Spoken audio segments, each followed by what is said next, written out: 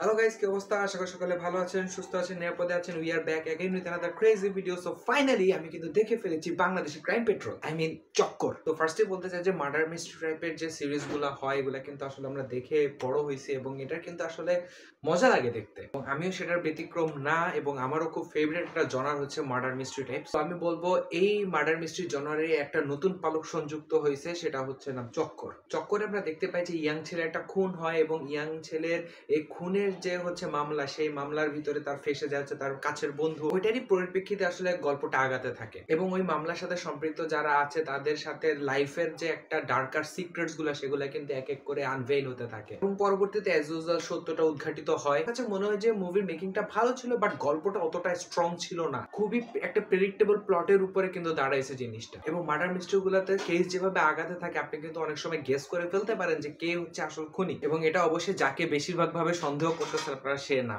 And আমরা হচ্ছে CID আর crime petrol দেখতে দেখতে এতটাই বেশি এটার সাথে ইউজ টু হয়ে গেছে যে উই অলরেডি নো কি হবে। ইভেন অর্ধেক শেষ হওয়ার আগে আমার আম্মু পর্যন্ত বলে দিছে যে হচ্ছে কে হচ্ছে খুনি। যারা অভিনয় করছে they all did their job well. And হচ্ছে আমার কাছে মনে হয় যে শুধুমাত্র গল্পটার জন্য একটু চক্করে পড়ে গেল আর কি ব্যাপারটা, বাট ওভারঅল রেকমেন্ডেড থাকবে, আপনি একবার ওয়ান টাইম ওয়াচ হিসেবে দেখে ফেলতে পারেন। So that's all from my side. যদি এই ভিডিওটা ভালো লেগে থাকে লাইক করবেন, কমেন্ট করবেন এবং সাবস্ক্রাইব।